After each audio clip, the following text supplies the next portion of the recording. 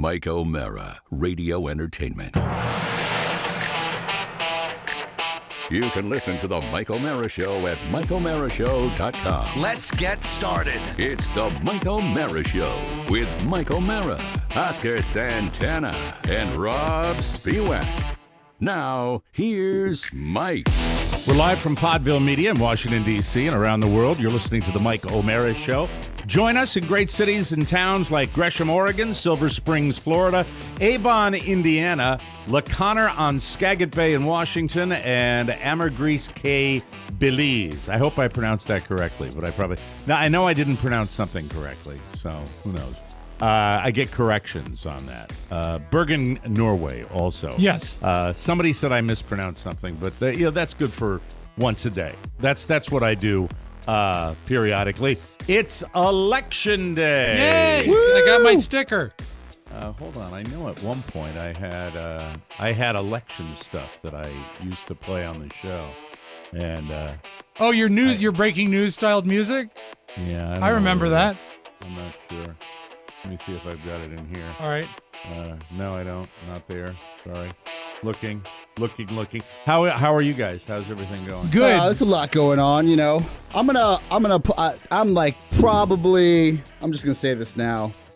Roughly, I would say 3 days away from pulling Elon Musk and pulling everybody back to work. You know what I'm saying, Mike? Getting everybody back in here. We'll talk about it. I want to talk about that nozzle. Well, I admire him in some ways. Let me tell you. I don't like him. He scares me. Well, do you think he's not good for admire democracy, but he's good for productivity? Do you think he's as sweaty right now as Oscar is? Well, I ran here. I know you did. I ran from my home to work, and I was on time. Ask me where my wife is. Where's your wife? Walking back from PT from her wrist surgery that she had 4 months ago. How long does it take to rehab? Like, are we milking this? What's going on? No, you weren't on time, though. I should point that out. Well, I was here in the building turning on the lights because Dan O'Brien was late. Dan O'Brien. So what time Podville 9 a.m. sharp has to get no.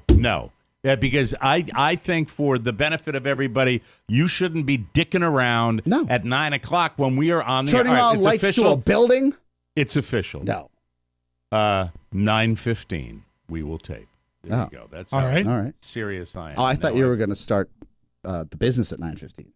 No. Okay. Business still starts at 9. 9. Let's not mince words. Right. Mince. That's it. Mince words. Mince words. Let's not mince words. We have to do that. Or Podville should open at 8:45. Well, we can split the difference. That's 9 o'clock. That's the same as we were. You know what? 9 o'clock sounds good. Okay. Let's you play hardball, Mike. I don't know what to tell you. I don't know. You're a big winner. Elon Santana. Yeah. Anywho, it's why does Elon scare you? Because Elon is you hear so many rumors about him.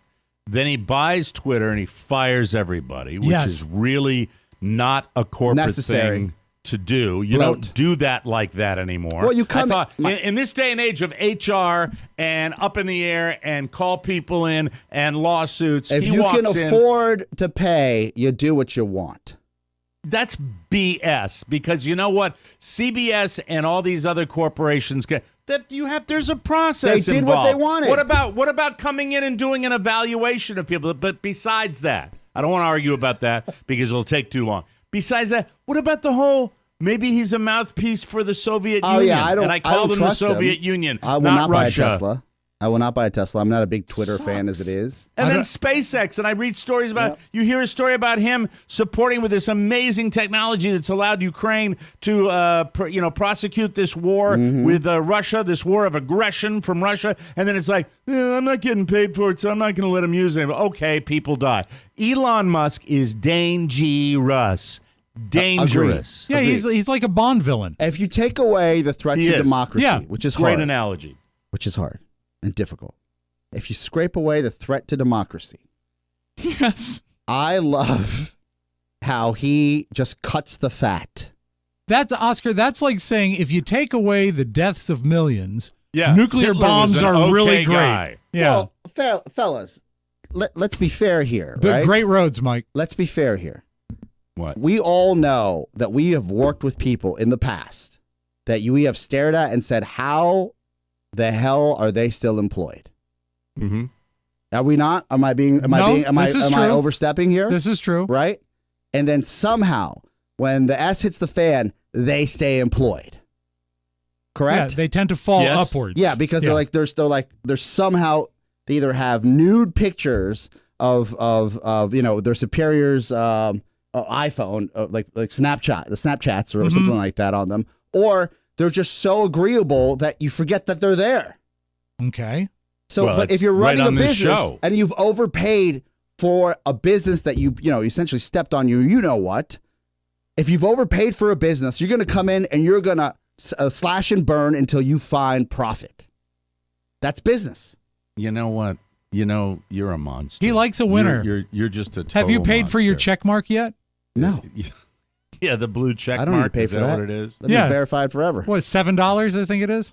Oh, I don't know. No, it's just, I just wish that I like the model of magnanimous business leader. There's a whole public trust thing when you get to be that big. But then when you're telling everybody to vote for a particular party, isn't the whole idea of social media and these platforms freedom without influencing one way or the other? That's why I guess he's got his right to speak, but geez. Well, no, that's why I'm all into Parler now. Parler is great because you can say whatever you want. Parler is the Trump social media. It was a joke. It was simply a joke. Network that then went belly up, and then Trump started his own, and then now the SEC is investigating that. Yeah, it seems to be crooked. But free check marks. Is he the only one on it? That and a handful of people that follow him, I imagine. Yeah. You know you're a fake. You know that. Hey, I don't need that from you. You are the enemy of the people. I am no such thing. I'm talking about Elon Musk. You're a very rude person. The way you treat other people are horrible. Shut up, you Donald. You shouldn't treat people that way. You shouldn't. Oh, man. What about this whole inflation thing? It's a whole hoax. And you know who's playing into the hoax? People like you. You, Mike. What about... No, I think... but aren't most Republican candidates running on inflation? It's a whole hoax. And you know who's playing into the hoax? People like you. They're running on the false narrative that the liberals decided to give too much and now everyone's paying for it. Yep. Oh, I think that's rude. You are a rude, terrible person. And they don't think Dr. Fauci was effective either. I'm not ashamed to say I'm all blue all the time. I'm just trying to sit here and report the facts. Yeah, I say that you're a terrible reporter. Oh well, right. Well, F you. There you go. Our hairpiece secret is gone. Rob, you interrupted him again. You rudely interrupted him. Sorry, Mr. President. Can you believe that was our president? Oh, this is a horrid show. And you should say congratulations, great job, instead of being so horrid. He's super breathy on that one. Can I hear that one more time? Absolutely. He's describing me on the show. And you should say congratulations, great job, instead of being so horrid. All right, I'm being very mean. I should try to be nicer. Look, let me tell you something. Be nice. That might be my personal Do you mind if I ask Dan something real quick? Be nice. What? Why didn't you like this? Why do you drift away when I'm playing Donald Trump clips? Will you? He looks down. He looks around. It's depressing. What is wrong with you? It's depressing. If I was playing like 50 clips from Elon Musk, you'd be, he's great. He's great. He fired 17. I don't think Elon Musk is a good person. Blue check marks. Blue check marks. But it's depressing that there's going to be a red wave. Vote blue if you can. I don't know what it's going to do, but God bless you. Might be. But we'll lose the House for sure, right? Done. The Senate, maybe it's 50-50. Mm-hmm. I don't know. We can't even get the Powerball numbers right. You think we can get this right? This is crazy. I don't know. Do I think that there's a possibility? Yeah. By the way, if you didn't think that, it sure as shit would be drummed into your head. It would be drummed into your head. Ladies and gentlemen, if you think that our media, our mainstream media, is a mouthpiece, why would a mouthpiece just sit there and continuously talk about how bad it's going to be for the Democrats? Well, if it's our team, I was watching MSNBC. Why wouldn't they be out there? They were saying that. Yeah. Why wouldn't they be saying, "Hey, we're going to be in this thing. We're going to," I don't know, the whole thing. I'm glad I voted early down here. They have gone from, I believe, 90 voting locations roughly to maybe 19. or something like that down here. You want to know about voter suppression? Okay. Yeah. And after the show today, are you still planning to go to those polling locations? To vote, right? You're going back to vote? No, just keep them secure. Yeah, I'm going to vote for a second and third time. Good. It's like a vaccine booster. I'll be bringing my AK-47 down in there. Just to ensure safety. Care. Yeah. What I believe is whatever party you are in, and no matter what you hear, go out there and do it. You have to vote. Here's what the game is. The game has become so obsessively sports contest. Yes. That why, if you knew it was going to go a certain way and it's going to be this way, why would you bother?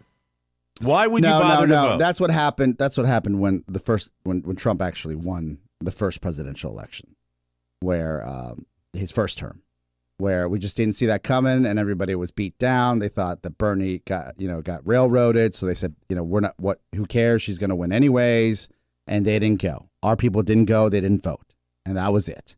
So here's what happens if there's a red wave. And you've heard these news stories. Well, these terrible candidates that they are putting up, these election deniers, the election deniers. If they win, they win.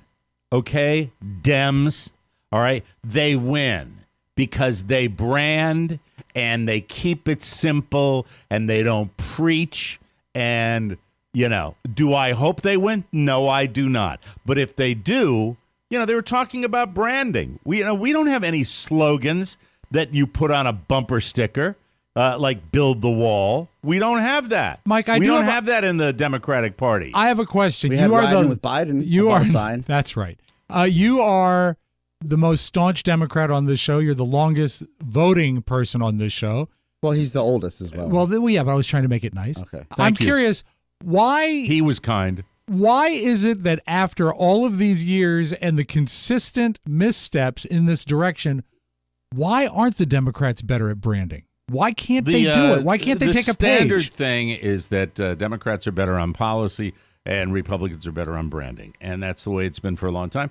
And that's why, look, I don't ever want to go to that dark area of it just doesn't matter, because it really does. It does. I think we've seen how it does. But it's frustrating to me when the scoreboard has become so important now that it's a game. It's no longer the best person for the job. It's no longer support somebody outside of your party if they happen to be a decent person. It's ridiculous. And if you don't think the way I think, I hate you and you're the enemy. That's where we are now. I don't know when we're going to get out of this. That's the permanent state of affairs. It's and if it's going to be oversimplified to that degree, one team has an unbelievable advantage on that. And that is the Republican side, because they have the flags and they have the slogans and they have the T-shirts, and it works better. And by the way, one of the other things I would tell the Democratic Party is that the flags and the T-shirts and the slogans are fun. And if you make something more fun, let's not discount that. You're making it fun. Going to a Trump rally, if you're a Donald Trump supporter, is fun. Yep. You see a bunch of other people with their red, white, and blue hats. Tailgating. It's that there's a lot to break down with this. But what frustrates me is the type of candidates we're looking at. And we'll have to wait and see tonight where it goes. It's I had a great professor in college, and what he said is that a lot of times the downfall of a politician, and he cited Jimmy Carter as one of them, is the smart politicians oftentimes have trouble seeing issues as either right or wrong, when often the truth is very much shades of gray. And people don't like that. They don't want to see it as a black-white decision. They want to know, they don't want to have to break it down to the minutia of the different little parts of it. And if you overanalyze it, before we get our talking head in here, it's a good segue to my next point that I wanted to talk about. We're going to try to book this gentleman on the show, but Podville Media has produced a podcast that Oscar shared with me that is completely dedicated to the discussion of military suicide and the overwhelming number of young people that have come back from conflicts and have been in the military and taken their own lives. And the podcast, what is the podcast called again, Oscar? I'm pulling up the exact title so you can look. If you search CSTS, Let's Talk About Guns, I think, yeah, is let's the talk about episode. guns, yes. Mm-hmm. And if you think this is a partisan Let's discussion talk about of guns, your guns. Let's talk about your guns. If you think this is a partisan discussion or the tried and true old arguments of pro-gun, anti-gun, I have to tell you it's not. What this is one of the most reasoned, psychology-based approaches to dealing with these young people that have overwhelmingly disproportionate suicide rates than the rest of the nation. And it's fascinating to listen to. I think everybody owes it to themselves to give this a listen, because it's just spectacular the way they approach this. And look, there's no guarantee that something bad's not going to happen, but there are things that can be done, and there are people that are studying this and researching this on how we can make this better. One of the things you hear when you hear the gun discussion a lot of times from people is mental health. Well, this is a way of combining the two, and I think in some cases they've made a significant difference. Mm-hmm. And it's just a wonderful effort coming out of Podville Media in Washington, D.C., Oscar. I'm really proud of you guys. Thank you, Mike. And look, it's a team effort. I wanted to share it with Mike, one, for his perspective on the topic, and also for his feedback on the production quality. Well, it's great. It's great. And I should give a tip of the cap to the entire team here. I would like to highlight Elizabeth Elson, who's the executive producer and our VP of production here. What I do want to stress is this. On this show, we have had very extensive, emotional conversations about guns and gun control. The conversation on Let's Talk About Your Guns, that's the name of the podcast, is solely based around mental health and how to address your loved ones if they're going through crisis, especially if they have served in the military. Yeah, because one of the things I got from this podcast, and I urge everybody to listen to Let's Talk About Your Guns. They can get it anywhere podcasts are found. iTunes, Apple Podcasts. Yes.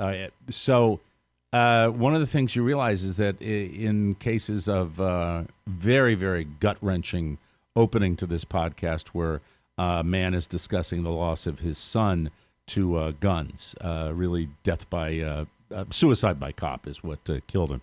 But he was firing at the officers, and he knew he was going to get killed. It was just horrible, gut-wrenching story.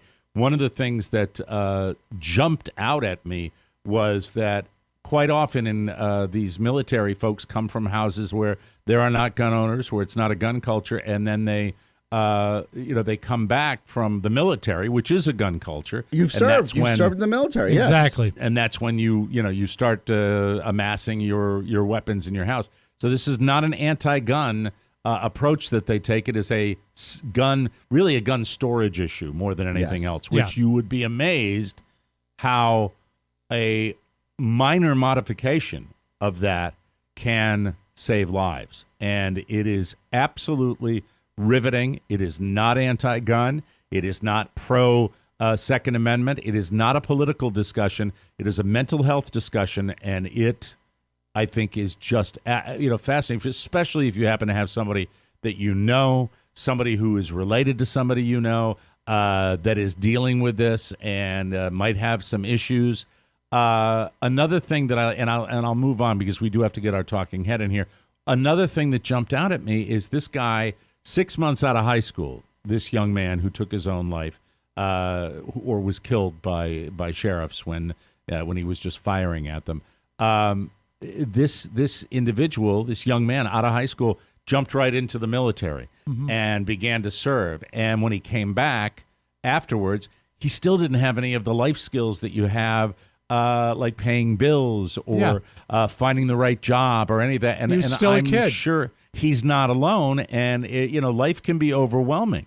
Life is overwhelming for people from 18 to 5 to 65. It's everybody, and it's tough. So what I love about this is you listen to this reasoned approach, and I've heard it before. I have heard it before from my own personal therapist. When you are discussing things, and I think we could all learn from this, when you're discussing issues that are life and death, i.e. guns, having a level of humility to analyze things through the lens of another person is extremely important. So please listen to this, and it makes a tremendous amount of sense, and I hope that by the more people listening to this podcast that's titled "Let's Talk About Your Guns," that differences can be made, and we're going to try to get Dr. West, Dr. West on the show to talk about this, because I've got a lot of questions, not the least of which is, can this be expanded into the world of a young man that is not served in the military that might be a danger to himself or others? So check it out, and Let's Talk About Your Guns, available everywhere. Just Google that, and you'll be able to find it on any podcast platform. And really terrific job, really. Rob engineered the majority of those sessions. Terrific. Thank you. Really beautiful. Thank you. And when we talk about painting with sound. Oh, it's amazing. And the first-person perspective coupled with the narration. Yep. And the way they paint background sound that's not distracting from the story, just from a technical aspect, it's a mind blower. No less than, I would say, a dozen people have touched this project. It's beautiful. It really is. And it's is it the Center for Traumatic Stress? Traumatic Stress. Yes. Studies and Podville Media. So check it out. Let's bring in our talking head right now. This is Kevin Scott. Kevin has been with us since the early 1990s and is a podcast listener since day one. He grew up in Long Island, but moved to the D.C. area to attend Long Island, Mike. But moved to the D.C. area to attend GMU, George Mason University. He has been married for 24 years to his wife, Ashley. I love that name. Who is also a fan. This appearance will come as a surprise to her. They live in Arlington, Virginia. Have two sons, Cam and Cooper. Cam and Coopy! One of Michael's best friends. Oh, I love the hat too, pal. Way to go, Cam. I love Cooper because one of my son's best buddies is named Cooper, and he's on his flag football team, and his father's the coach, and he's got this gravelly voice. So flag football consists of a lot of Cooper! Just had to mention that. Jason started teaching in the year 2000, then took a break to work for some national education organizations. He returned to teaching mid-pandemic in 2020 and currently teaches U.S. history to 7th graders, middle schoolers, or the people I like to refer to as the kindest age for students. Oh. Not. Anyway, his wife is also a teacher, preschool, music. They often ask each other, what day of TMOS are you on? I love that. He loves the fact that so many teachers listen to TMOS, and he thinks he knows why. We'll ask him about that. He is a bonus show subscriber. He bought TMOS Raw. He has attended every live show except Reno. And here's a fun fact. In February 2019, he was inadvertently our first talking head.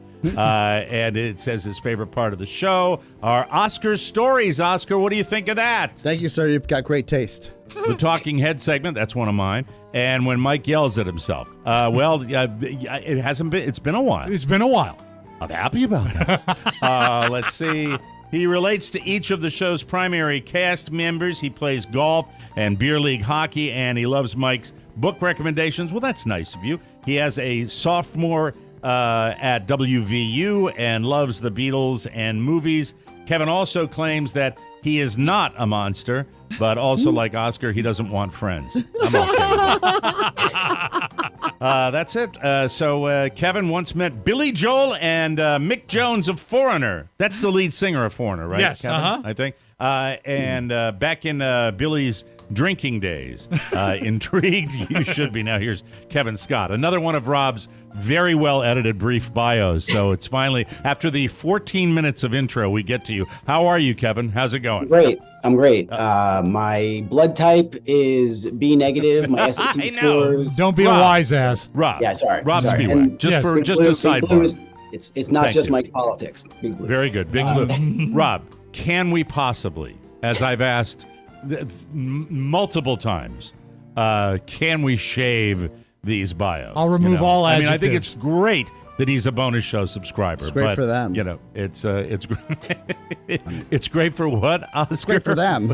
We know that. We've got your money. Let's move on. It's good. Yes. So I guess yes. you're not going to answer no, me. I said I would. Gone, now it's gone to just not even answering. No, me. I said I wonderful. would, and then thank Oscar you. did his funny joke, and we Okay. waited for Someone that to had land. to speak. Yeah. Well, please, Yeah. next time, don't let it be you, Mike. We're Okay. gonna have Yes. shorter bios from now on. You said that last time. Yes, but now they're going to be really short. Hi, Kevin. How are you? Sorry I'm for that great. little family tiff that we had. Great. Here. Very happy to come in after such uplifting conversation this morning. It's been a real delight to listen to the show so far. Yeah, it's we get heavy sometimes, you. and if you check it out, it's worthwhile. I'm fascinated by the fact that in 2019 you were inadvertently our first talking head. What the hell is that all about? Yeah, so you probably don't remember because you do a lot of shows, but this is like a Sharpie on my brain because it was definitely a key moment for Ashley and I in our fandom with TMOS. And long story short, I basically asked Oscar if we could pop in and visit Podville, or at the time Podcast Village. Correct. And he was like, sure, great. And we met downstairs in the Starbucks, and he said to Ashley, you should come in the studio and just sit in. This was the day after the Super Bowl. It was also the day after our son's confirmation. So there was a bit of drinking that day. And we came in and we were not in our best shape, I don't think. And Ashley went in and sat in and she started talking about her business as a Music Together and kids music. And Rob played some Slayer or some Megadeth or something. And I was on the other side of the wall and watching Pony do the ones and zeros and Maddie make notes. And I thought it was awesome to see the behind the scenes. But to be truthful, you couldn't hear what was going on, right? I could hear through like the bleed of a glass that wasn't soundproof. Can I at the stop time. you because a question has popped into my brain about the confirmation? So I was confirmed, and I'm looking back. I'm trying to think back to. So you had a confirmation for your, I say what, 13-year-old, something like that, 12, 13-year-old. Yeah, that's. Let's go with that. It's not 13, but yes.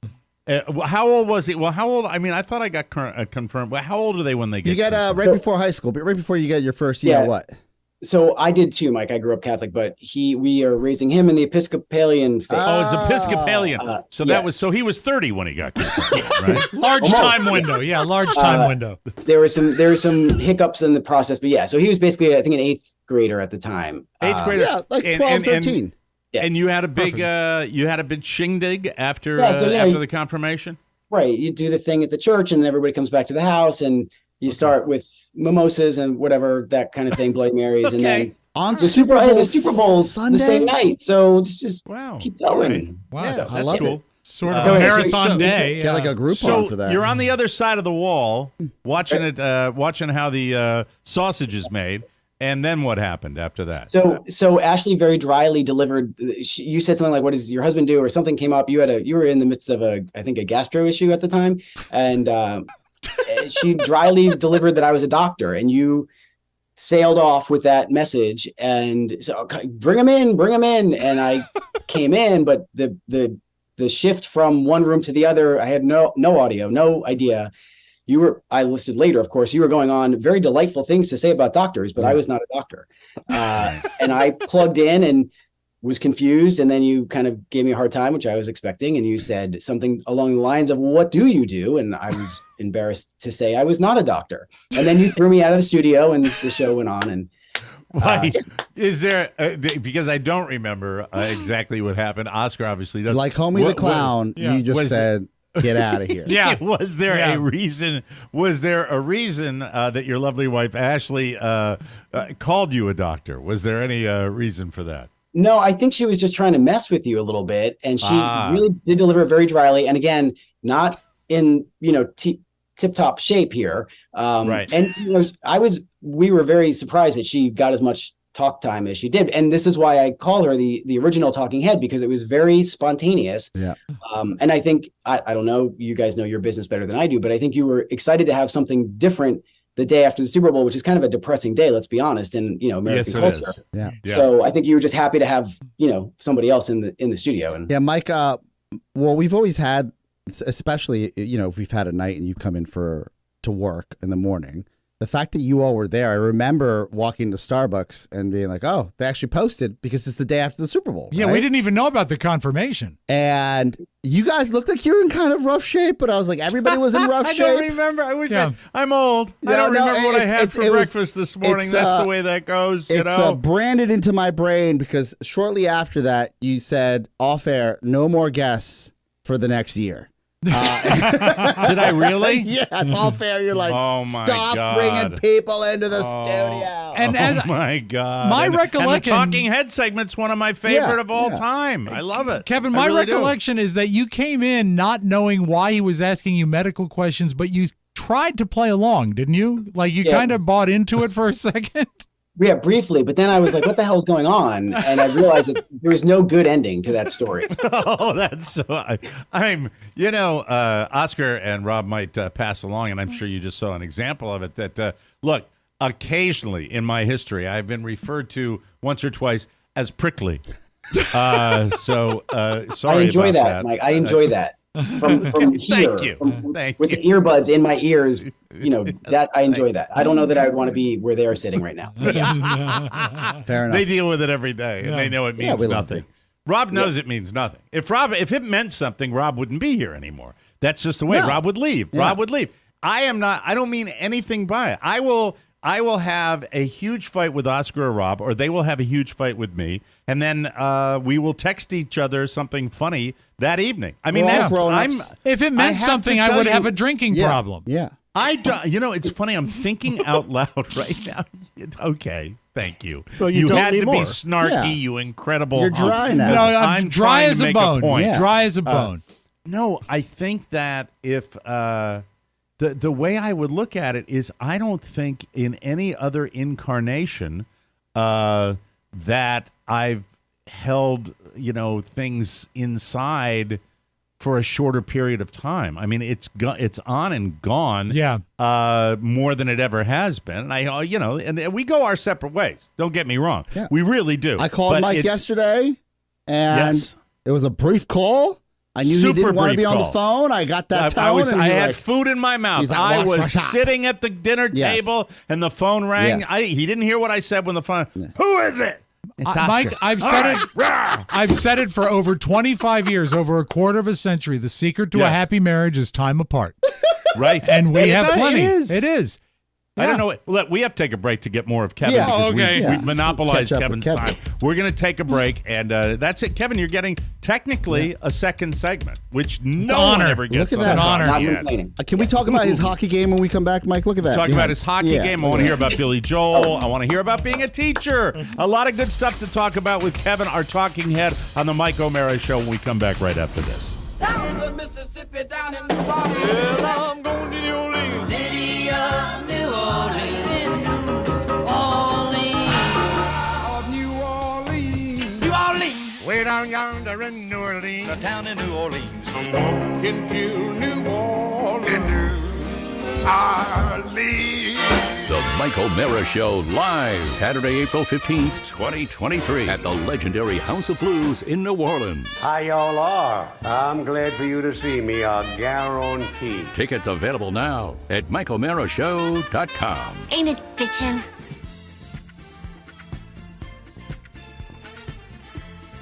Turn the microphone on! Turn the microphone on! I'm doing a lot of things. I've got different... No! You're not doing a lot of things. It's a simple job. A fucking orangutan could do it. That's not nice. I don't want to be nice. I'm sorry. Sorry. Wimp. Candy ass. You don't have to be like that. Oh, I don't? Then remember to put the microphone back on. Somebody got off on the wrong side of this. Organic comedy. Thank you. Thank you. Yes, Kevin, that was for you. Let's talk about the one thing that might be missing from your daily routine. Thank you. Hydration, although I didn't do the mic thing on purpose. Liquid IV fuels your everyday well-being by helping you stay hydrated. There it is. I got mine here, too. There it is in my red Solo cup, sort of. Anyway, it fuels your everyday well-being, helping you stay hydrated. Just one stick, you get 5 essential vitamins, and you're hydrating 2 times faster than water alone. Cooler weather makes it easier to miss signs of dehydration. I agree with that. Happens down here. Yes. Overheating, perspiration.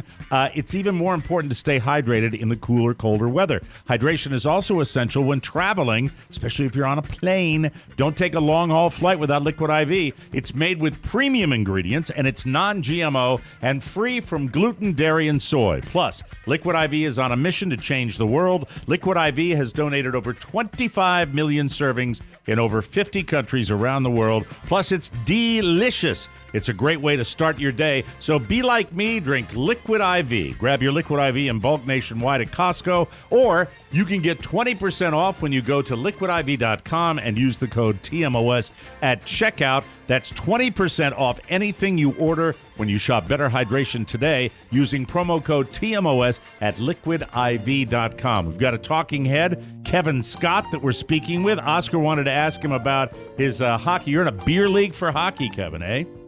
Yeah. Did you mean that, Oscar, or the bubble hockey? The bubble hockey behind you on screen. Yeah.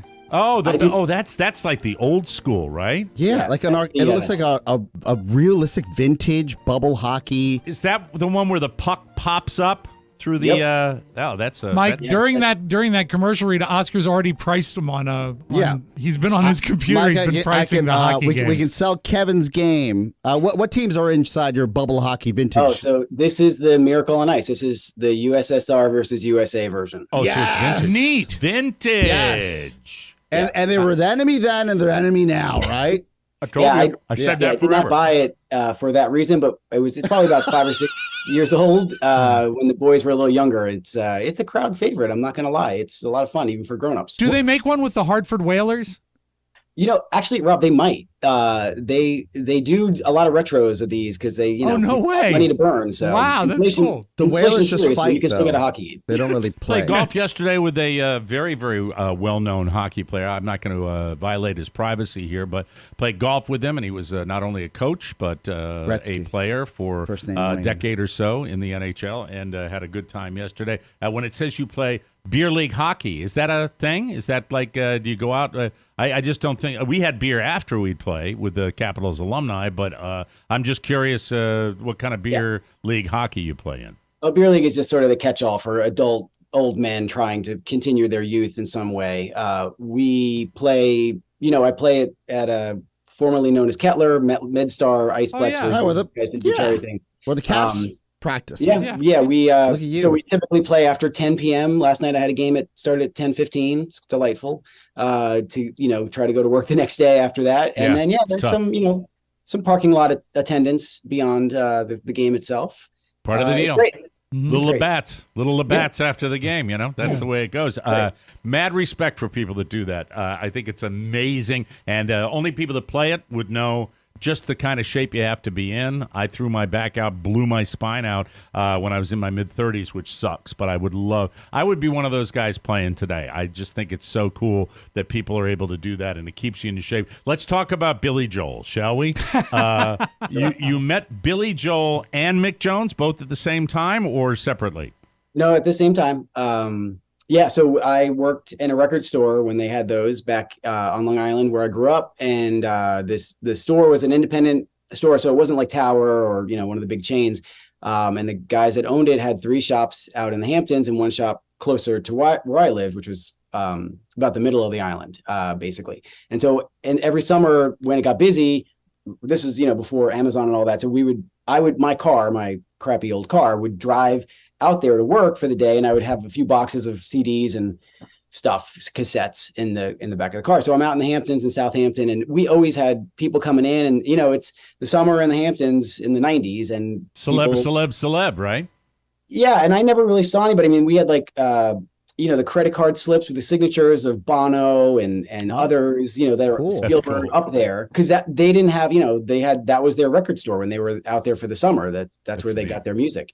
Yeah. And so there was a benefit concert that was going on with Paul Simon and Billy Joel and a couple others, and out in Montauk, and we sold the tickets, and the tickets went in like an hour or something ridiculous.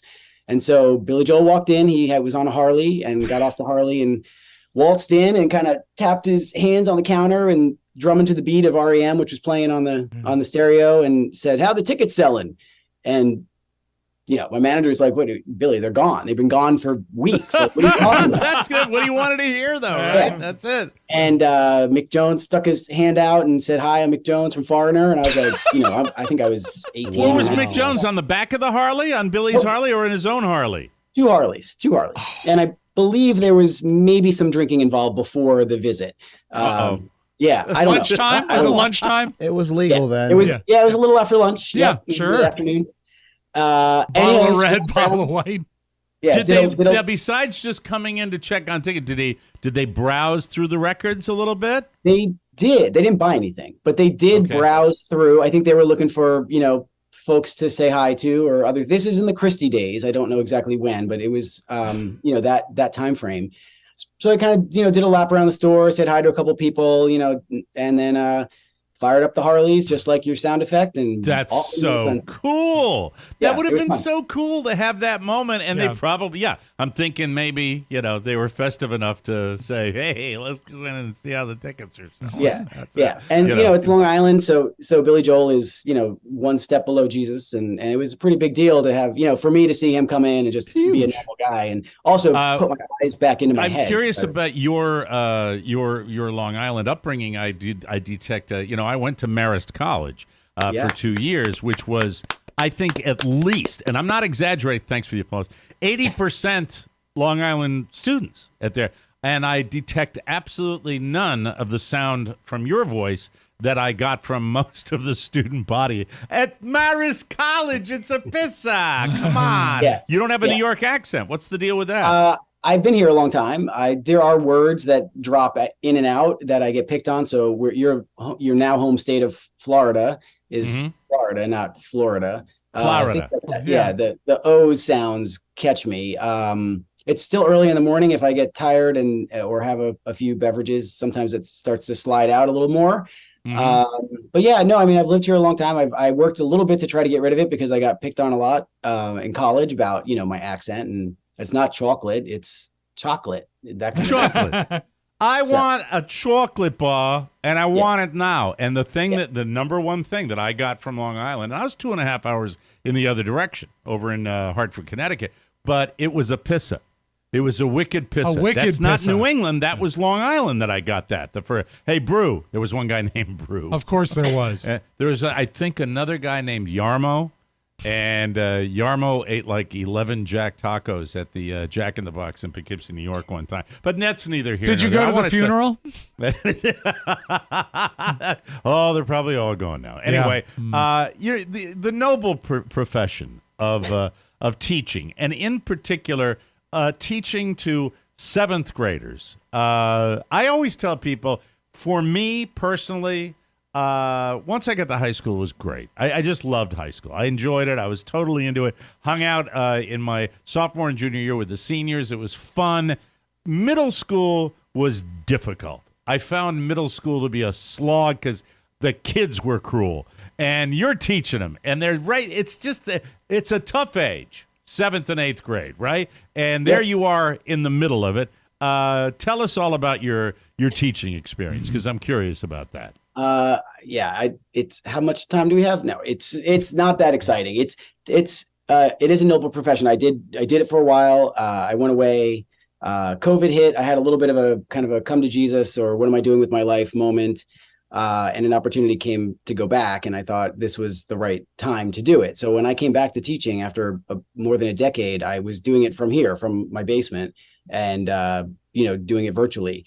And that was difficult, and it still is difficult coming back out of that. But middle school is never dull. That's what I always say. Like, it is unbelievably challenging. It is the hardest job I've ever had.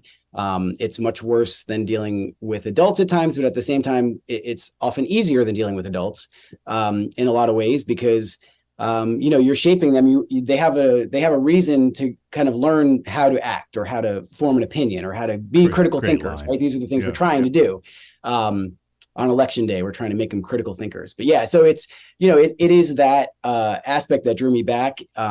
Me sitting in meetings and going from one conference room to another all day, which is what I did for a long time, is not always the most exciting thing. I did get to see a lot of the country when I was doing that, so that was cool. But teaching is the hardest job you'll ever love, as the saying goes. And good for you. Middle school history right now has been just one fascinating day after another. Oh, that's great. I mean, it sounds like you're into really it. love your job. Glad you're doing that. Yes, Rob. Seventh graders, they're about 12 years old, probably, roughly. That's the average. Is there any era or segment of American history that they really grab onto and find interesting, or is the whole thing a slog? No, I mean, so I teach the later part of American history. So from after the Civil War up to the present. Okay. So I would say the biggest, there's probably 2 or 3 units, of study that we get into that they love. The civil rights movement is up there. They're fascinated by how the people behaved and did things. They can't believe it. And then when I say like, this is in your grandparents' lifetime, for example, that blows their minds. The wars, as you might expect, the wars the boys like Michael, gets into the war stuff. So if we're talking about World War I or World War II, every single year, a bunch of kids teach me a bunch of stuff where they're like, hey, did you know about this plane or this tank or this battle or this? And we are covering in middle school just the surface level stuff. We're just, we're kind of dipping our toe into the historical stuff. We're not diving in to get into like which tank blew up the other tank or that kind of thing. Mm-hmm. Well, I mean, those units are probably the biggest ones. Yeah. You're really, really doing, I have mad respect for people that do what you do. Before we let you go, I got one last question because it's Oscar's noted twice on this little bio page of yours. One that you love his stories, and his stories are just so filled with naked cruelty and lack of human connection. And then it says here that like Oscar, you don't want friends. So I want to ask you about that before we let you go. You seem to connect with our soulless monster over here. No, yeah, I think that might be twisted a little bit. I have reached out to Oscar a few times to be friends, and we have a hard time connecting. And I will say there was a global pandemic in the middle of all. Yeah, it was in all the papers. Yeah. And you're like, hey, we're all vaccinated. Let's go out to So you do want public. friends. Yeah, I do want to hang out with this. This guy's, look, who would want to hang out with this guy? Kevin. I wasn't talking to you. I was talking to Kevin. Excuse me. No, no, it's you'd all like good. Oscar to be your friend. Yeah, I have great friends, and I'm welcome to new friends. So I would love for us to do a double date or something like that, but no pressure. He's a busy guy. I don't want to go to Podville on a Saturday night. That's Jesus Christ. Sounds like a swinging invitation to me. No. Well, it doesn't sound like you got one. Ashley is very attractive. That's all right. Yeah. It sounds like you're left out in the cold on that one, Rob. I don't know what's going on. You know what? I'm fine with that. Rob's dry. I'm no fun anymore. But that doesn't mean he can't. He's still jolly. I would travel with Rob dry in an airport. You haven't yet, Mike. I used to be fun. If I get there earlier to New Orleans, I might just wait for you, just so I can walk you to the baggage claim, That'll be great. Fun. And you can say, hey, are you excited to be in New Orleans to not eat or drink? I'll say, yep. Kevin, is there anybody you want to say hi to before we let you go? Your two segments on the Mike O'Mara Show. I know. I'll keep it short. I only have about 40 or 50. No, I mean, first of all, Ashley, of course, that's number one. This is a surprise to her. She will hear it later and yell at me. And then, Barb and Chuck Moody are actually friends in real life. Here we go. Saw them the other day. They're great. Zoolander. Zoolander. He's, oh my God. Yeah, wow. Zoolander. The Cake and Cookies crew, whoever is out there that is a fan of that. I mean, I'm a big fan of all the TMOS adjacent podcasts. He's great. Awesome. So that's, and I hope Maddie's doing well. I enjoyed getting to meet her a couple times. Yep. I would love to get her back. We'd never know. We communicate with her offline, Mike. Okay. And then so there's a doctor I met in New Orleans. This is the shirt from New Orleans last time. Who I think is who you confused me for back in the day. Who is a doctor in Atlanta, Dr. JP, great guy. And Rob and Joe, the Rob and Joe show is an entertaining thing, and they give you guys shout outs. All right, Kevin, that's quite enough. All right, we're all set with that. Thank you very much. We gave you 2 segments, but we can't go any further. Thank you very much. Continue the good work that you're doing. You're a good man, and you are fascinating to talk to. I appreciate that, and give our very best to your lovely wife, Ashley. Will you please, Kevin? Yes, I will. Thank you so much, guys. That's Kevin Scott, and he's our talking head for today. That was fun. We will take a break and come back with the news of the day on the Mike O'Meara Show. Order! Had a great drive to school with my kid who was talking about Harvard. Said he wants to be a lawyer. Dad, I think I want to be a lawyer. I said, why is that? He said, because I like to argue. He could be, you know what? Kid lawyer. Your Honor, I object. I'll allow it. Have you been heard on a podcast? It's no time to play grab-ass, fella. It's time to get tough and call the law offices of Michael William O'Meara, kid attorney. So an Irishman walks into a pub. O'Meara is on the case, and you'll get the money you deserve. The Mike O'Meara Bonus Show is so funny, it should be illegal. Get a Bonus Show subscription today through the link at MikeO'MearaShow.com. Michael William O'Meara, kid attorney. Oh, yeah, it's driving me nuts. He knows all about the birds and the bees, but it's his opponents in the courtroom who are really You can't handle the truth. Welcome back to the Mike O'Meara Show. Oh, that one hits close to home. That's all ego. I love it. Your fall routines are in full swing, and your schedule is getting busier. But that's okay, because Freshly is here to help. Let Freshly take care of your weekly meal prep with satisfying dishes delivered straight to your door.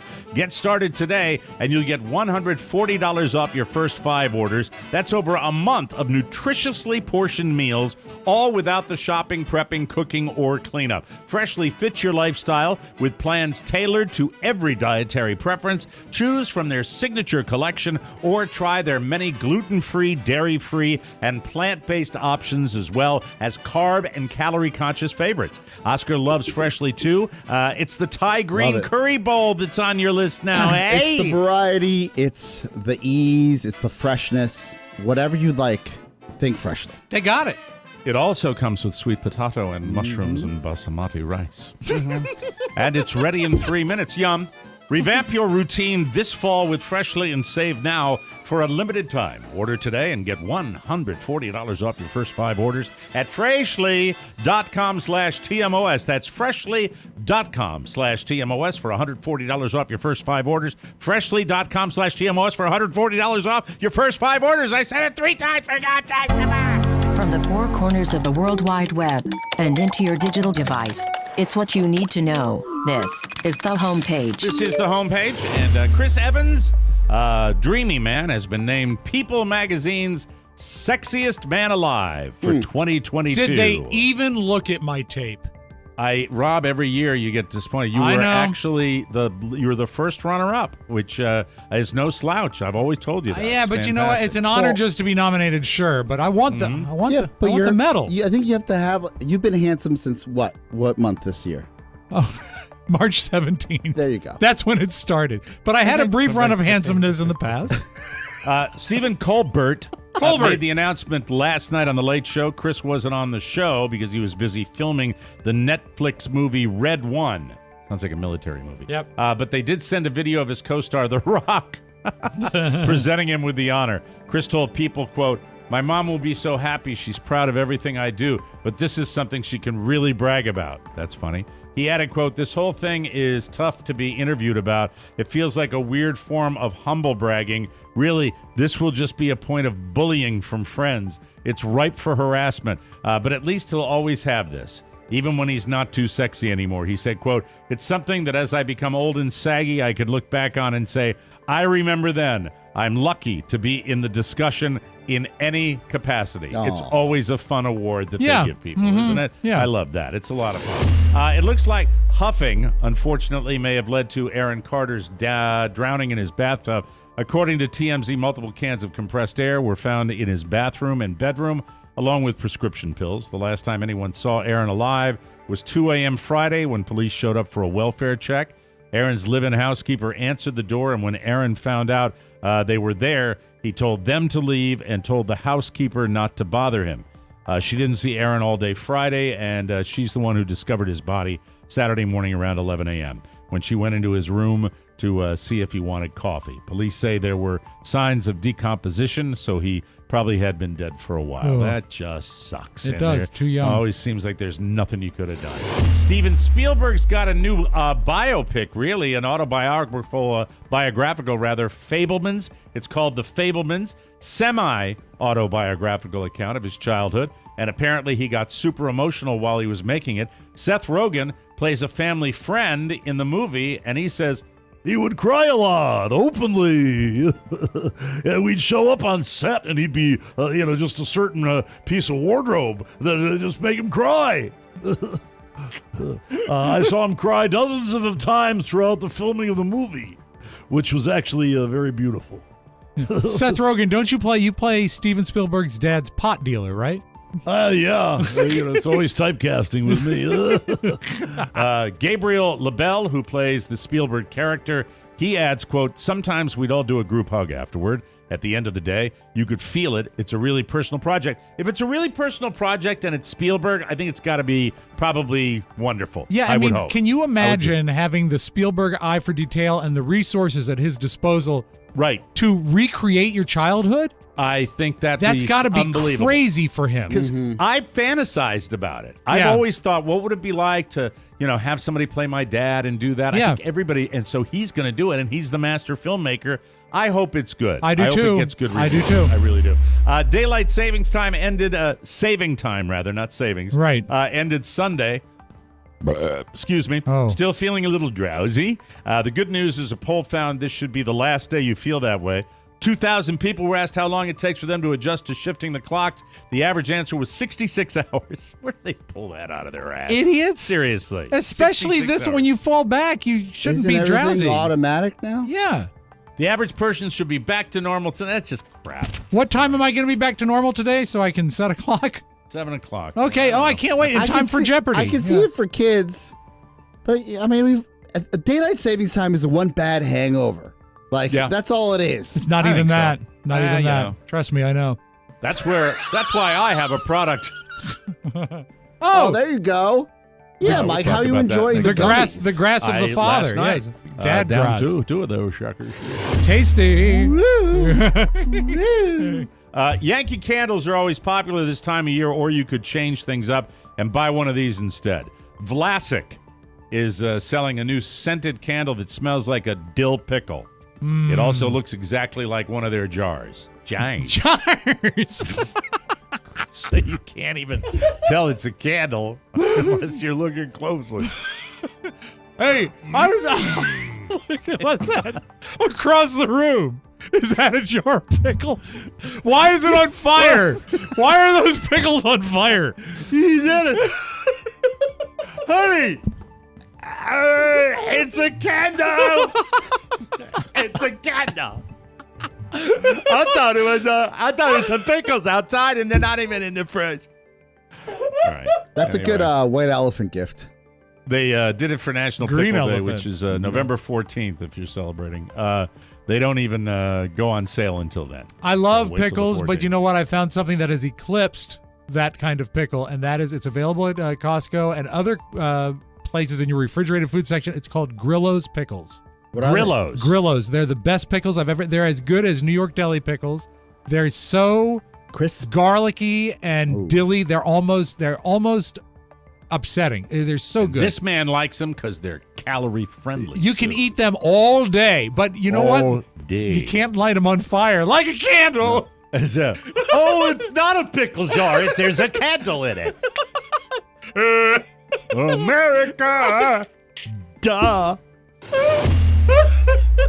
This is good news. Hollywood's biggest night will be hosted once again by Jimmy Kimmel. I'm very happy about that. That's good news. It's a Good thankless job. choice. It's thankless, but he handles it. I love him. He's I think great. he's great. And he does material. That's what's great about it. It'll be his third time taking the stage. He hosted the 89th and 90th in 2017 and 2018. The 95th annual award show will be held on March 12th at the Dolby Theater in Hollywood. Kind of strange now with the Oscars since none of us go to the theater anymore. Yeah. Very, but- very weird. But you know, this is really a tremendous pat on his back because he's approaching 3 times. That's nearly Carson numbers. Yeah. That is really, it's really being embraced by the industry. And that's also, great. ratings will be up because after last year's assault, who knows? Yeah. Yes. Let's see who slaps Jimmy. Anyway, here's a little something for you. A video of a naked man with a dead partridge dangling from his genitals has gone viral, with several people calling it bizarre. The video, which has since garnered more than 125,000 views on social, as well as racking up more than 1,100 comments in 24 hours, shows the hunter standing on a cliff in nothing but socks and boots. He also clutches a rifle, and on the rifle, you have several partridges hanging from the butt of the gun and the barrel of the gun. So between that, there are three groups, one from his genitals, one from the butt of the gun, and one from the barrel of the gun. Now, I don't mind this guy being naked, but why did he kill the entire partridge family? Susan Day. Oh, sad, right? It's sad, right? Sorry. There you go. It's Partridge Family's TV show. Used to be a show, Oscar. Oh, I'm well aware. Yeah. This is not a pickle. Why is it on fire? I don't get it. We will take a break and come back with something right here on the Mike O'Mara Show. Hey, come here. Buy from Vince's Diet Warehouse and get free gumballs. Anybody can sell you what they think you want, but if you need new tires for your ride or the sweet, satisfying pick-me-up of a gumball, you can't miss shopping online through the shopping center at MikeO'MaraShow.com. Target and Walmart has what you're looking for. Have it shipped to your door or pick it up at the store. You can't lose because you help support TMOS. And here's something else to chew on. Gumballs and tires, he can't miss. Trust me. Get out of there. Embarrassing. Anyway, that was your catchphrase, wasn't it? Trust me? Yeah, trust me. From the first moment we saw a pair of Rothy's, we said, wow, those are cool-looking shoes. Then we tried them on. Immediate comfort. When we found out that they're made with 100% recycled materials, we were sold. Whether it's the driving loafer or the RS01 sneaker, you are going to love them too. And now Rothy's has just launched an all-new men's shoe called the Monty. Oh. Monty. Oh, Monty. It's like a cross between a dress shoe and a sneaker that you can eat. No, I'm sorry, that you eat it. can wear absolutely everywhere this holiday season. So cool. They also have two sneaker styles. The RS02, a more relaxed lace-up that's like a T-shirt for your feet, and the City Slip-On sneaker, a refined slip-on with a roomier fit. Men's Health named the RS01 sneaker one of their top 3 sustainable sneakers during their 2022 Sneaker Awards. No wonder Rothy's best-selling men's shoes get a 5-star review from almost every customer. If you're looking for great gifts this holiday, Rothy's has you covered with shoes and bags for both men and women. This season, find out why people fall hard for Rothy's with new shoes, bags, and more for everybody. You can snag something for yourself or someone you love for a limited time. Get $20 off your first purchase at rothys.com/TMOS. That's $20 off at ROTHY. There's one. Which one is that? What is that? The RS02? This is a sneaker. Yes. That's this. Oh wow, and that's I purchased awesome. this with my hard-earned cash, Mike. I loved it so much. Look I at the bought my Rothy's that own. they're home. Can you turn that sneaker Yep. the other way so Yep. I can see the laces? Yep. Oh, that's awesome. And the Oh, I Chelsea like boot. that. Don't sleep on the Chelsea boot. It's my favorite pair of shoes right now. Look at hold your shoe next to Rob's shoe. Yeah, there's a slight difference. This looks like something that goes outside of this one. It's like a toddler's. The kids section's to the left. ROTHYS.com/TMOS. We only have time for a super rapid break. Can we do the guessing game in a super short amount of time before sure you can, put Mike. your shoe on? It's a slip-on, so it takes almost no time. Ta-da! That's exciting. What is this guessing game you brought to us today?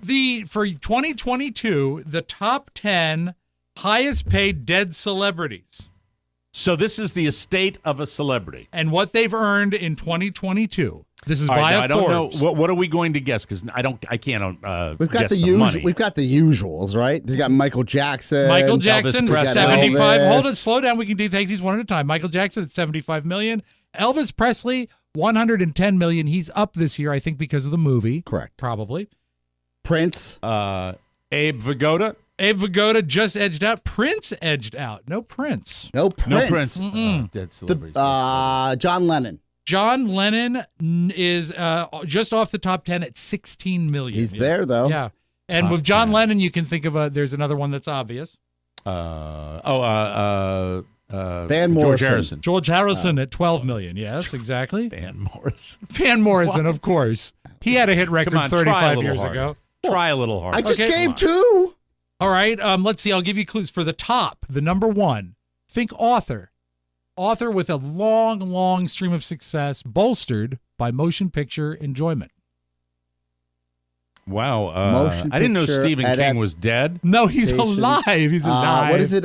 Patriot Games? No, it's not him. It's not him. Ernest Hemingway. No, not him. Think more fantasy. William Shakespeare. No, but he is dead. I'll give you that. J.R. Tolkien. J.R.R. Tolkien is the top earning dead celebrity of them all. Last year or this year, he made $500 million. $500 million. That's a ton of money, Mr. Powers. Number 2, you got to think sports. Think sports. Dead sports celebrity. Mickey Mantle? No, someone who probably could still be playing, much younger than Mickey Mantle. But is deceased. Yeah, he is deceased. Tragic circumstances. And he makes a ton of money. His estate makes tons of money. And he tragically passed? Tragically passed. Roberto Clemente? No, I'm sorry, that is incorrect. He made $400 million. Great guess. He made $400 million. $400 million, estate of a Jackie sports Robinson. No. What's the sport? Basketball. Tragically died. Kobe Bryant. Kobe Bryant is exactly right. He had $400 million. Tom Clancy isn't on there? No. Damn. Okay. Number 3, another musician.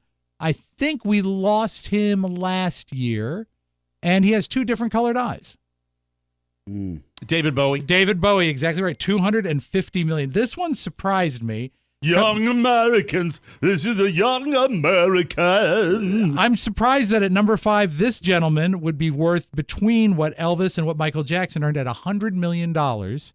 I think a lot of it probably having to do with sampling, and there was a tremendous to-do about burying his body. Another musician. Jim Morrison. No, I'm sorry, that is incorrect. There wasn't a to-do. It's just he's got a famous gravesite in France. Right, yeah, but this guy, there was a to-do about burying his body. Bobby Brown. No, but you got the last name right. He's not dead. I thought he passed away, no? No. No. Sorry. But you did get the name half right. All right, so a to-do about James Brown. James Brown is right. James Brown. Yes. Hey. $100 million just for being James Brown. I was very shocked about that. That's fantastic. I love that. This guy was a poet, and he gets his song. There's one particular song that has tremendous staying power. It's oftentimes associated with, I would say, funerals and inspirational type things. The Itsy Bitsy Spider. That's exactly right, Mike. The spider himself earned $55 million. So he's a poet. Poet, and I think his lyrics were associated with a song. I think he's a poet and songwriter. Could you sing a song? Well, I can tell you the song. Hum it? No, don't tell me the song. Na. Hallelujah. Yes. By Jesus. By Jesus Christ. Jeff Buckley. Jesus Christ, our No, Savior. Jeff Buckley did the song, but the guy who wrote it, Leonard Cohen. He did $55 million. And then, by the way, I'd like to take this opportunity to congratulate Benjamin Netanyahu. Yes. I think he won the election over in Israel, and he said, "This is great. I can't believe the people back? came up. He's back and better than ever." It's a big trend across the country. The right-wing candidate probably going to be duplicated in the United States.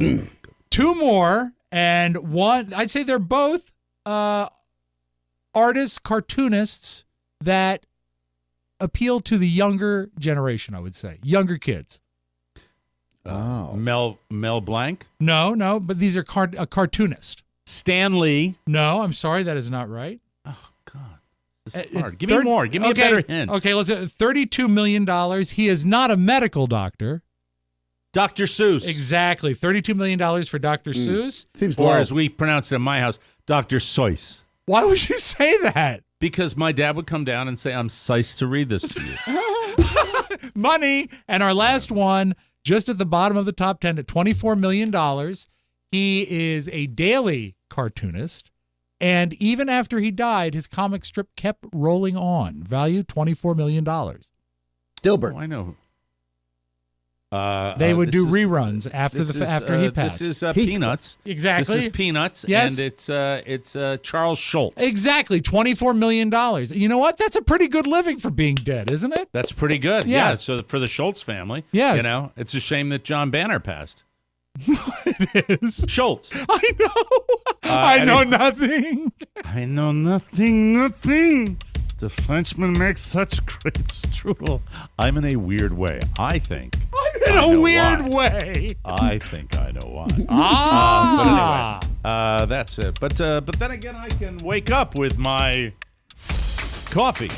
Yes. You've got a whole grocery store there. Oh, I got everything in here right now. I got Liquid IV. Yeah. You got my dab grass. Mm-hmm. Yeah. And you can ride around the house on an electric bike. Yes. We have to take a break. We'll come back. Is it Soundtown after Mike, this? we got to go to the town. All right, the town coming up next right here on the Mike If you're O'Mara lost Show. in America and need some laughs, pull off at the next exit for the latest bonus show. When the rats see me, they know I mean business. Philly doesn't know they're mean and dirty. Honest to God almighty. I'm willing to evolve. Settle down. No, I'm not going to settle down, Rob. Settle down. I don't know all the Senate races, but I know Scott Disick. I'm the best man. But I won't hold her hand. iPads are horrible. I'm a mush mouse. The TMOS bonus show helps prevent breakdowns and delivers more mornings. laughs and smiles per mile. Load up on a subscription now at MikeO'MaraShow.com. Oh, by the way, our hairpiece secret is off.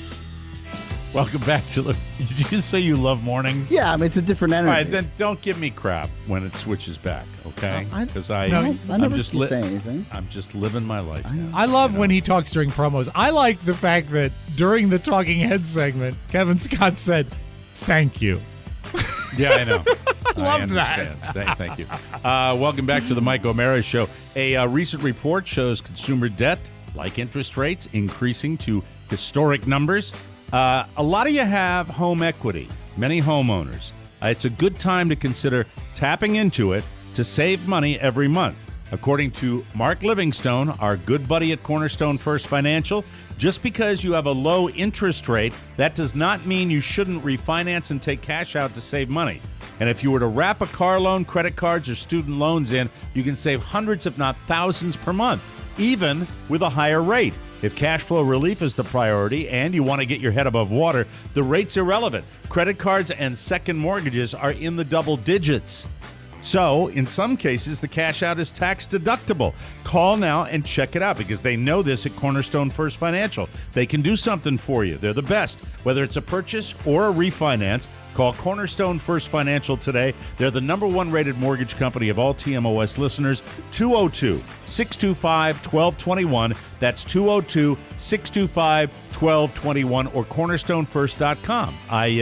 Am I okay here? Because I've got one more commercial. Did I miss a commercial? No, you did all four. Okay. You did Liquid, Freshly, Rothy's, and Cornerstone. Okay. Let me go down to one gummy. I think you might be right about Gum that. one. Oh, hit the button. Yeah, do Where the is it? thing. Come on, fat fingers. Sound.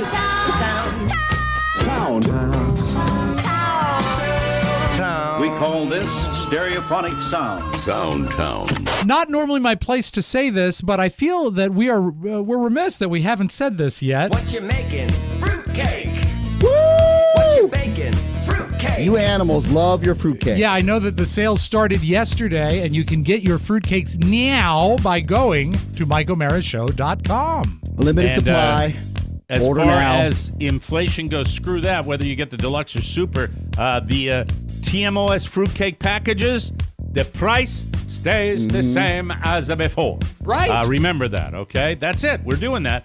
You have to order right now. Right now. This is the latest we've ever announced it, and because of that, there's a very limited window you can order because we still have to order in the ingredients and stuff. So really do it today. If you want 10, order 10 today. Yeah. We listen, this is our annual fundraiser, so we really need the money to support the show and keep giving us the ability to bring this show to you. One of the big ways we do it, especially during pandemic times, is with these fruitcakes. That's right. We're having a bake sale to support the show. That's what it's come to. I don't care. I'm not proud. It's our third annual. But Mike, be proud because they are sensational. They really are worthwhile. Head over to MikeO'MaraShow.com. Buy as many as you can. And remember, every cake you buy supports your favorite podcast. There's never been a more delicious way to help out. TMOS Fruitcakes 2023. Get them for yourself. Get them for your neighbors. Get them for your family members. Give them as gifts. Get them at MikeO'MaraShow.com and get ready for the best holiday ever. We'll get them to you for Christmas time. You know what? They freeze well. So if you want to get an extra, don't hesitate. Now, Amen. Philadelphia, they have an undefeated football team. That's good. They lost the World Series. Well, it's good for Philadelphia. It ain't good for me. Well, no, but they lost the World Series. That's bad. We have to play them twice. Giants have to play them twice. Well, they're in the same division. Yeah. Yeesh. Have they played them yet? Already No. once? No. Okay. Yikes. However, here's a positive for Philadelphia that got some press coverage. I saw this flyer a couple days ago on Facebook. I said, this can't be real, but it is real. A Philadelphia native named Alexander Tominski vowed that he would eat 40 rotisserie chickens in 40 days. Every day he ate a rotisserie chicken down to the bone. I could do that. And on the 40th day, he actually went to an abandoned pier in Philadelphia, and a crowd came and watched him eat his 40th consecutive rotisserie chicken. Going to an abandoned pier behind a Walmart to watch a guy eat his 40th consecutive rotisserie chicken in 40 days. Sometimes you just got to see a win. 3, 2, 1. Does he eat them rapidly? Not as rapid as he did on day You're one. an inspiration! You have the whole city behind you! One more fight! One more fight!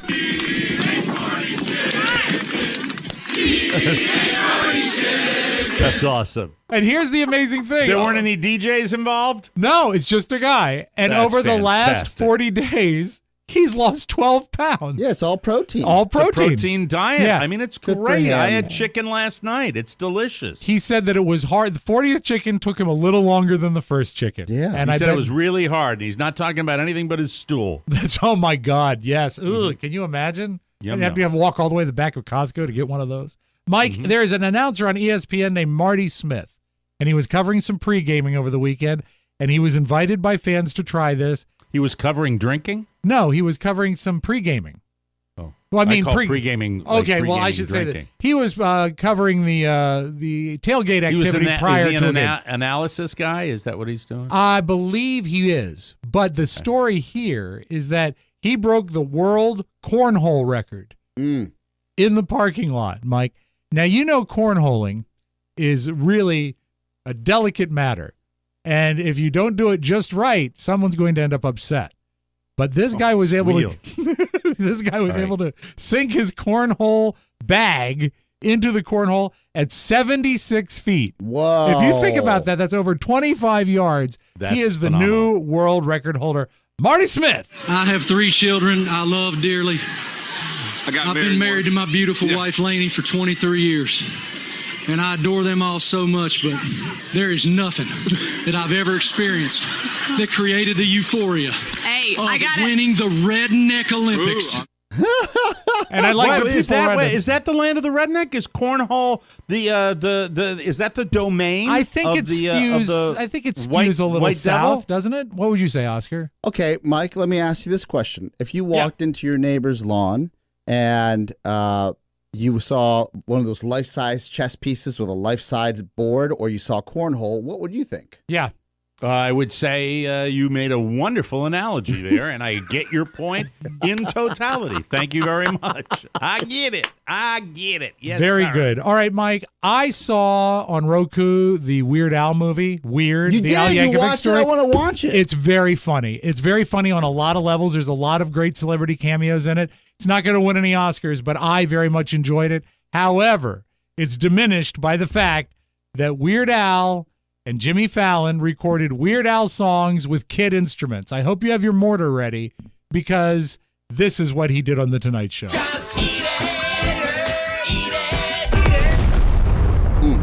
All right. My thought is this. If you're already doing a parody song, don't simplify it to kids' instruments. You know? That's my thought I there. agree. Yeah. And I love Weird Al. I think he's great. I He's doing the rounds. He's got to sell the movie. Yeah, you know? but Mike, you liked his book. I Lost Anja. His kids' books are fantastic. Yeah. Farkle McBride, I believe. It sounds right. Do watch the movie, though. It's a lot of fun. Okay. Sometimes you get little clues that you're not raising your kid right. Like this young lady who has a little kid. She's a young mom. She raised her glass, and she asked her kid, what time is it? But it was the morning. She's expecting him to say it's time for coffee. You know what time it is? Wine time. No, it's not even 9 a.m. It's coffee. She said wine time. Wine time. Last night, Mrs. O'Mara was yelling at me because we put Michael to bed and we thought he still might be up. And she screams at me when because I have the volume loud on the TV out in the living room. And we live in a ticky-tacky. It's not as small as Oscar's, but it's a small house that we live in. And the White Lotus was on, and I think it was the scene where that lady, the lady that's the comedian, on the Jennifer Coolidge. Yeah, she's getting nasty by Uncle Rico, and it's just not fun to watch. But it's loud, and she's like, turn that down, and and I said, what? Yeah, he's gonna hear that. I said, yeah, but it's fine for you to go into the bathroom and make sure he washes his balls. What's the deal with that? That's it. Yeah, right? Did I have a point? I don't know. We don't have the balls context. No, we don't have the balls context. She's like, make sure you wash your butt. Make sure you wash your like that. Yeah. She says that to him, and that's But meanwhile, I've got a little up volume on the thing. Yeah, but she's just being a mom. You're being a pervert. I understand. Yeah, but I'm not trying to let him hear that, Oscar. I'm not trying to make him hear that. For God's sake. Hey, come here and look what Dad is watching on TV. No, that's not. A lot of people are watching Monday Night Football. F you both. I didn't mean it like that. All right, Team Carla. I just thought it was once again. She's gonna be thrilled. She's gonna be thrilled. You both agree with her, Mike. I don't have a dog in this fight. I think you're both wrong. Oh my God! Yeah, I did. I heard it today. Last night I heard it. He takes his shower the night before. Yeah, And does she remind you too? Make sure you get all your cracks. That's right. Otherwise, That's right. Let's move on, shall we? Oh, yeah, let's close with this. You. Seth Meyers. You know what? I hated taking the SATs, not the actual testing, but leading up to them. And I would hate the fact that I had to know, if I had to know I had to retake my SATs, then this happens. 50 students in El Paso, Texas may have to retake the SAT after their answer sheets flew out of a UPS truck and were either lost or destroyed. The students are calling the incident disheartening, regrettable, disconcerting, or irksome. I'd go with irksome. That's Mike. That's all I got. And wash your balls. Wash your balls. Oh, my. What a weird show we had today. I swear to God, I did not take any dad grass before the show. I did not. Our thanks to Kevin Scott. Wonderful talking head. Keep up the great teaching and all that. We'll be back tomorrow. Don't forget, get your fruitcakes. Got to get them soon. Got to get them rapidly. And get your tickets to the live show. We're selling two things at once. We didn't plan it that way. No. We usually like to separate it because he's leaving a little nudge. Little nudge. All right, so we're nudging you about the fruitcakes, nudging you about the tickets, not the tickets as much as the fruitcakes. We're not worried about the tickets, but the fruitcakes, we got to do that. Urgency. It's driving me nuts right here. I mean, it's before Thanksgiving, and I'm going to have an aneurysm. I swear to God. Buy this stuff, please. Sorry, I know it's a recession. There's nothing I can do.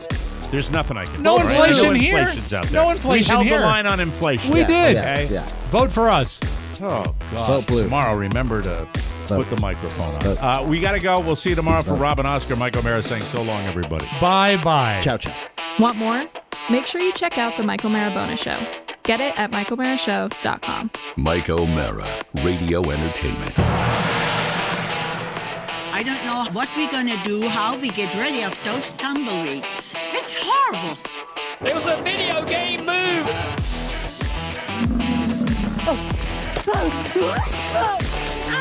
Oh my God! Avocados from Mexico.